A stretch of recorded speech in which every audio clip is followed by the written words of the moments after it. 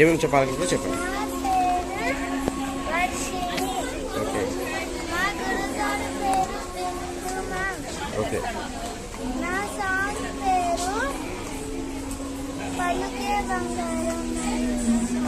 ఇక్కడ కాకుండా ఇంకా ఎక్కడైనా పర్ఫార్మెన్స్ చేశారా మీరు? చేశారా?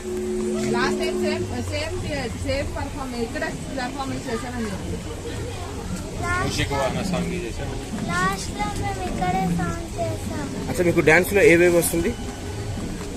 కూచిపూడి, భరతనాట్యం, క్లాసిక్, వెస్టర్న్ ఏమేమి వస్తుంది చెప్పండి డాన్స్ లో. గట్టిగా గట్టిగా.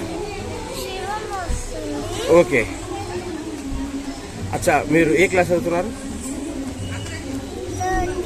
అచ్చా, మీ డ్రీమ్ ఏంది?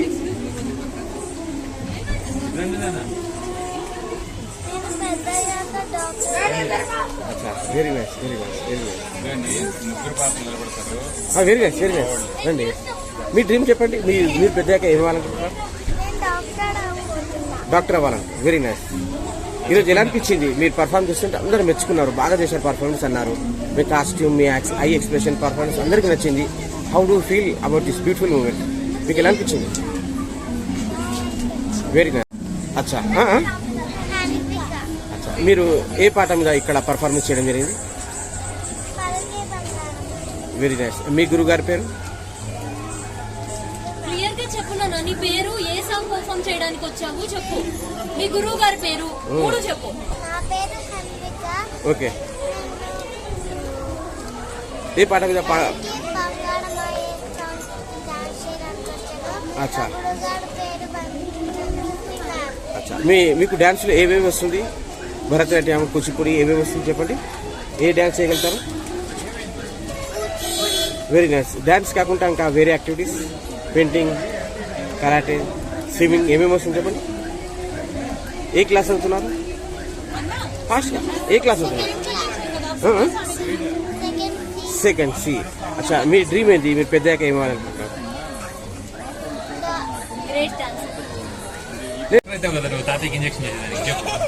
చెప్పండి, ఏమవ్వాలనుకుంటున్నారు పెద్దగా? Police. Very nice. Okay. Yes పాప, మీ పేరు? ఓకే. ఏ పాట మీద పర్ఫార్మెన్స్ చేశారు? మీ గురువు గారి పేరు? అచ్చా, మీరు ఇక్కడ కాకుండా ఇంకెక్కడ పర్ఫార్మెన్స్ చేశారా? స్కూల్లో చేశారు. స్కూల్లో ఫంక్షన్స్ చేశారా? అక్కడ ఏమేమి చేశారు పర్ఫార్మెన్స్? అచ్చా, మీ గురుగారి పేరు? మీ గురుగారు మీరు ఏ క్లాస్, ఏ స్కూల్?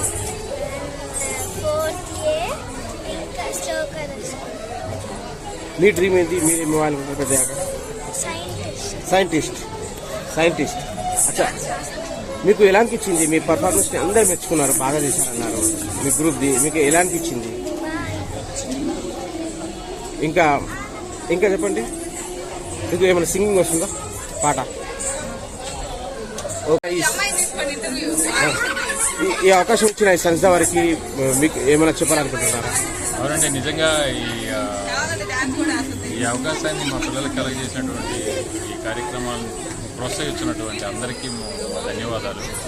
యాక్చువల్గా అయితే ఈ కార్యక్రమాలు అసలుకి ఎప్పుడు మనకి అందుబాటులో లేకుండా పోతా ఉంది. గురువు గారులు కూడా అసలుకి ఉండకుండా పోతా ఉన్నారు. ఇటువంటి పొజిషన్లో ఈ కళని ప్రోత్సహించడం కానీ, ఇట్లాగా పిల్లలకి నేర్పించడం కానీ, డబ్బులు అనేది వేరే విషయం అండి. డబ్బులు ఇచ్చినా కానీ నేర్పించే వాళ్ళు అనేది చాలా తక్కువ ఉన్నారు. అందుకోసమే మేము మా ఊర్లో దొరకపోయినా కానీ హైదరాబాద్లో, అంటే మేము ఎక్కడి నుంచో నెల్లూరు నుంచి వచ్చామండి. 600 కిలోమీటర్స్. కానీ మా ఊర్లో ఉన్న ఎవరికి ఈ భాగ్యం దక్కలేదు. కానీ మా ఊర్లో మేము నేర్పించుకోవాలన్నా కానీ, డబ్బులు పెట్టడానికి రెడీగా ఉన్నా కానీ చెప్పే గురువుగారు లేరు. అది మెయిన్ ప్రాబ్లం అవుతుంది. అందుకోసంగా మేము ప్రతి ఒక్క పిల్లవాడిని నేర్చుకోవాలి. మన ఆధ్యాత్మిక కళలు అనేవి కంపల్సరిగా ప్రతి ఒక్కరూ నేర్చుకోవాలి. ఈరోజు ఎలా అనిపించింది? వాళ్ళ పర్ఫార్మెన్స్ ప్రతి ఒక్కరు మెచ్చుకున్నారు, బాగా ఒక్కరు మెచ్చుకుంటున్నారండి. తక్కువ టైంలో ఇంత అద్భుతంగా తక్కువ టైంలో ఒక 1 మంత్ కూడా ఇవ్వలేదు పిల్లలకి.